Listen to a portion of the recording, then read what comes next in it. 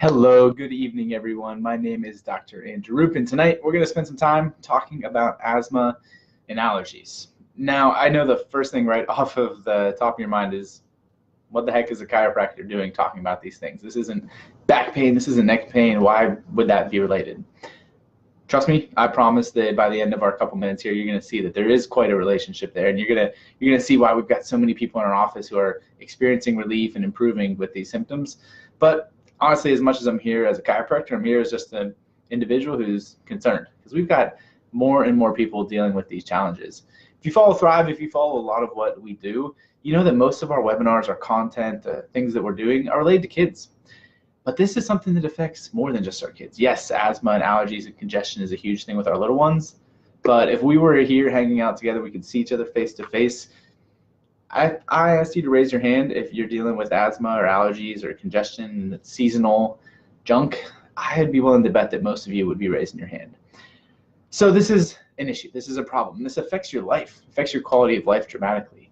We've got people who've got to take time off work to deal with sick kids or deal with themselves struggling, or maybe you're just constantly loading up on medications. You're pumping Claritin every day, allergy shots, steroids for asthma, inhalers, and those have serious consequences. They have side effects that we don't want to be dealing with. I mean, steroids over long term are going to lead to weight gain. They're going to lead to bone loss, high blood pressure, a whole bunch of stuff that we don't want to deal with.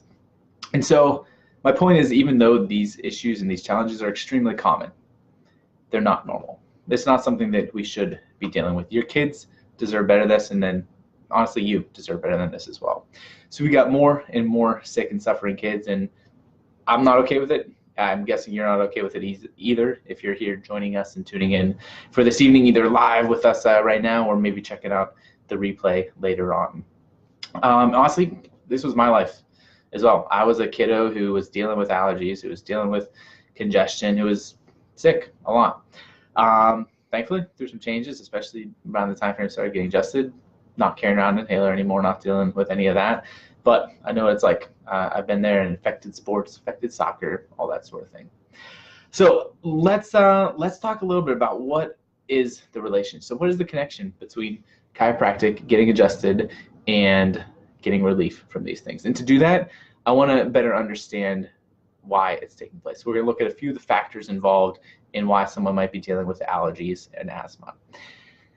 And yes, we'll get a little bit sciencey, just a little bit, but I promise we're going to do it in a way that's very understandable, very mentally digestible, and simple for you to make sense of as well. Because there's really two main categories here. There's mechanical or biomechanical structural issues at play, and then we've got what I'm going to call neuroimmune, and that's the interplay, the interchange between the nervous system and the immune system. Those are the two main factors involved here.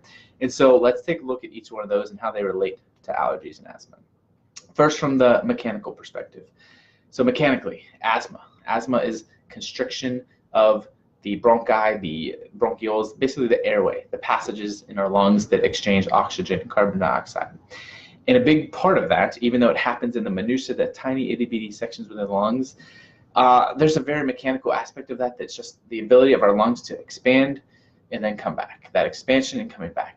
And that is largely through our rib cage. Rib cage starts in the sternum and then wraps around our back and connects to our spine. And there's tons of joints in there between the different vertebrae in your spine, as well as between the rib cage and the spine as well. And when there's tension, when there's stress, when they're locked in there, when they can't move and expand as they're supposed to, you got a hard time opening up your lungs. It's like if you've got a really big uncle or friend, or you happen to hang out with some of our local Steeler players someday, ask them to give you a big bear hug and just squeeze tightly, and then try to take a deep breath. It's not going to work out very well, right? We need a physical opening and expansion of those lungs to be able to pull in air. So there's a lot at play there, but a big part of what's going to affect our ability to breathe and our ability to move our lung in our rib cage is the actual alignment and structure of the rib cage and how those joints fit in with the rest of the spine. So that's a huge mechanical component as far as asthma is concerned. From the allergies perspective, there's a very mechanical, biomechanical structural element of our ENT drainage system. So when we get that congestion, we get that irritation, we need it to drain, we need it to flush out. And you might not think of it this way because it seems like one's in the back, one's in the front, but our throats and our esophagus actually sit directly in front of our spine. So it's spine, esophagus, trachea, windpipe. And any mechanical irritations, both with the bony structure and the disalignment, but also with the soft tissues, the muscles, the ligaments, the tendons that are connected there, that's going to really affect our ability to drain. We talked about this really in detail back, I think it was January. Did a webinar on ear infections, and we dug into how the eustachian tubes are normally supposed to drain, right? They're supposed to flow from the ears to the back of the mouth. And we see tons of cases of kids who, when they have some stress and imbalance, there's basically mechanically stuff stuck in the top part of the neck. It leads to recurring ear infections. It leads to recurring immune system challenges. And so what we're able to do with our adjustments there is get the drainage system back online, is release the tension from those muscular tubes and allow things to flow, allow things to drain. That's why, when someone comes in the office, they're battling a cold or any sort of sinus congestion, I always tell them what to expect after that adjustment is it's going to be like the dam let loose, like the floodgates are open and stuff's going to be draining and flowing. But that's what we want. We want to get rid of it. We want it to be gone so then you can feel normal and not be dealing with those symptoms anymore. So it's a huge part of the mechanical component in allergies as well. If we're not draining properly, we're not going to be able to flush out the congestion, and that's going to just bother us more, and those symptoms are going to linger and tarry even longer than they're supposed to. So two big mechanical components there of both asthma and allergies. Let's look at that other category. That's the neuroimmune. So what do we mean by that? Two words there. Neuro is our nervous system. That's the brain, the spinal cord, the nerves. It's like the electrical wiring system of your body. And then the other component is the immune. The immune system is what you know of. It's what fights off the invaders. It's what brings balance and makes sure that you have immunity to diseases that you've faced in the past. And what we need to understand here is how there's an interchange between two different factors there. They're called Th1 and Th2. What we talk about a lot at Thrive is our gas pedal versus our brake pedal. That's two different halves of your nervous system. We have our gas pedal. That's our fight or flight, go, go, go survival mode. It's great if you're being chased by a bear. It's great if you need to survive. Not so great for everyday life. And then we have the other side. That's our brake pedal. That's our calming, growth and development, rest and relaxation. That's when our immune system is working really well. That's when our digestive system is working really well. That's really where we want to spend most of our time. So we've got this gas pedal, we've got this brake pedal, and we want to be balanced. We want to be healthy in the middle. And our immune system balance is directly related to that as well. Those two sides of our immune system, the Th1 is related to gas pedal, the Th2 is related to brake pedal. So on that gas pedal side, the Th1, that is I've completely swapped those on you. Th1 is our brake pedal, calming, growth and development mode. Th2 is the long-term antibodies, autoimmunity sort of system. Back up, erase that part from your memory. So when we've got this interchange here, there's a balance we want in our immune system. We really want to lean a little bit more heavily on that Th1 side because that's the side that is ready to strike and ready to fight off any sort of invader. When we've got irritation, when germ, virus, bacteria gets into our system, we want those white blood cells to hit the ground quickly.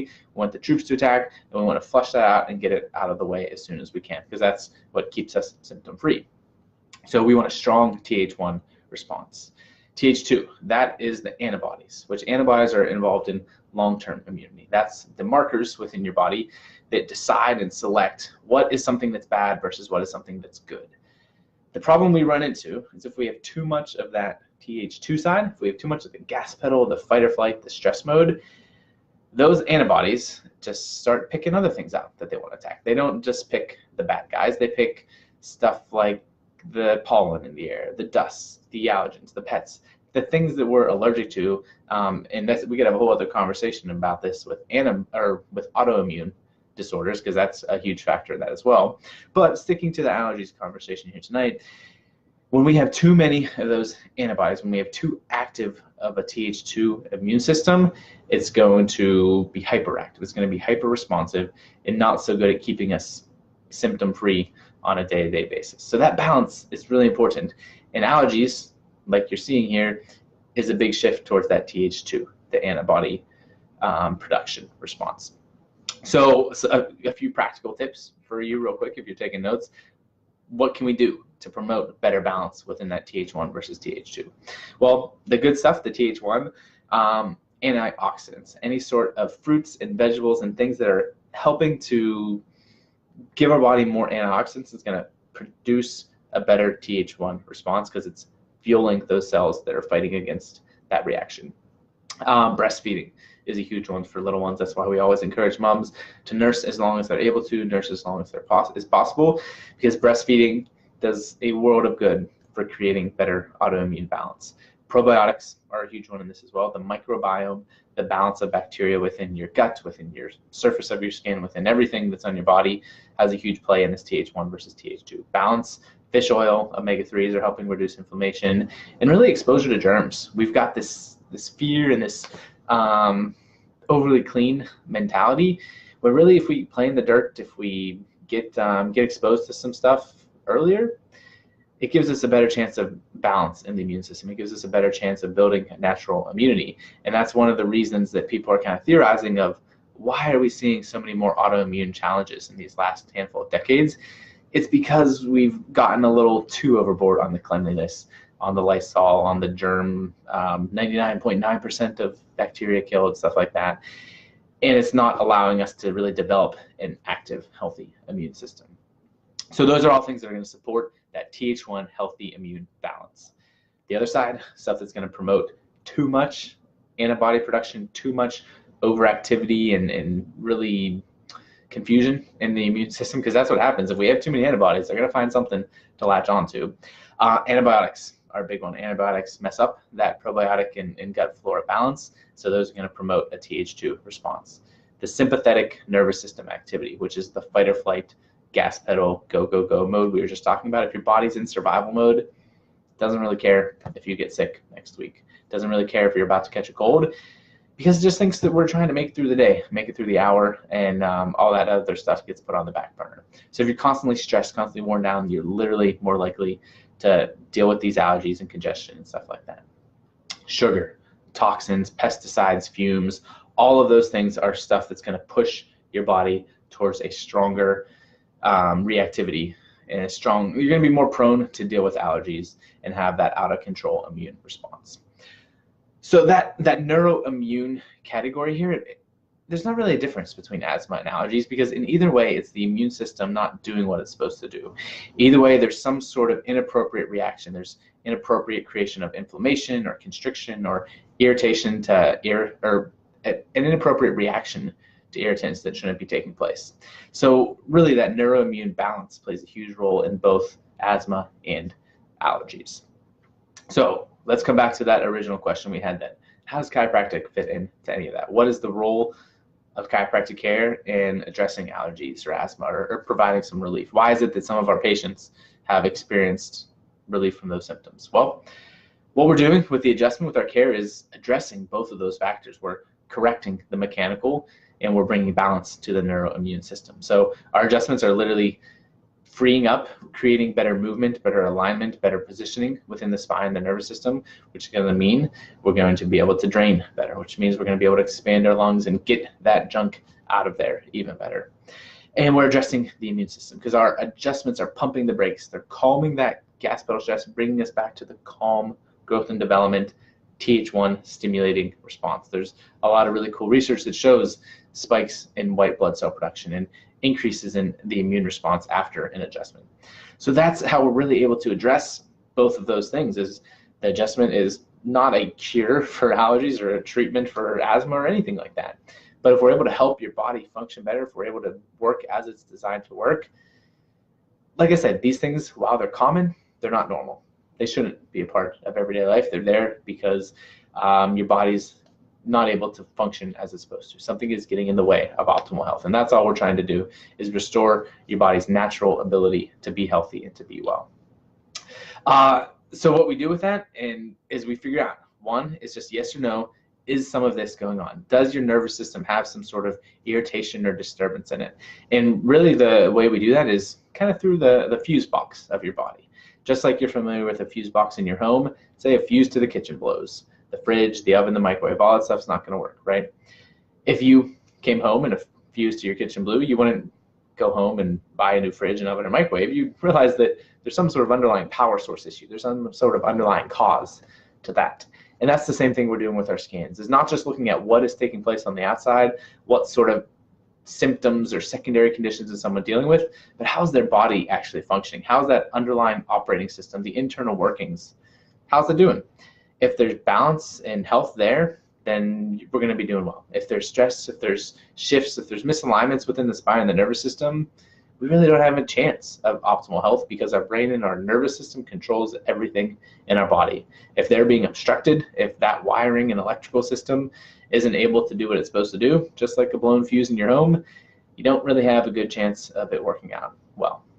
So that's why so many patients in our office are able to experience relief from these symptoms, is because we're correcting those blown fuses, so to speak, and allowing their body to function back how it's supposed to. So that's why can think of little kids who were dealing with like a congestion, allergies, croupy sort of thing, that finally, even after being on medications for several days, when they were able to get adjusted, so when they got relief, when they turned the corner, when they're finally on the upswing. Or why I've had friends and people getting under care who used to live off of Claritin. They were pumping it every single day, that now maybe every once in a while they have to take it, but this allergy season's looking a lot different and a lot better for them.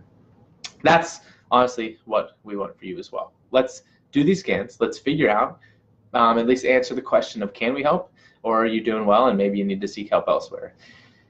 If we find that there's stuff going on that we can address, no reason to think that a really positive outcome is on the other side of bringing your body back into a healthy state and having more balance with that. So really, that's what I'd encourage you to do, is don't let this be another sucky spring season and allergies and congestion where you're afraid to go outside for weeks and months. Like I said, I think you deserve better. I think your kids, your family deserve better. And I want to help be a part of that. I want to help your family live at your full potential and be your best.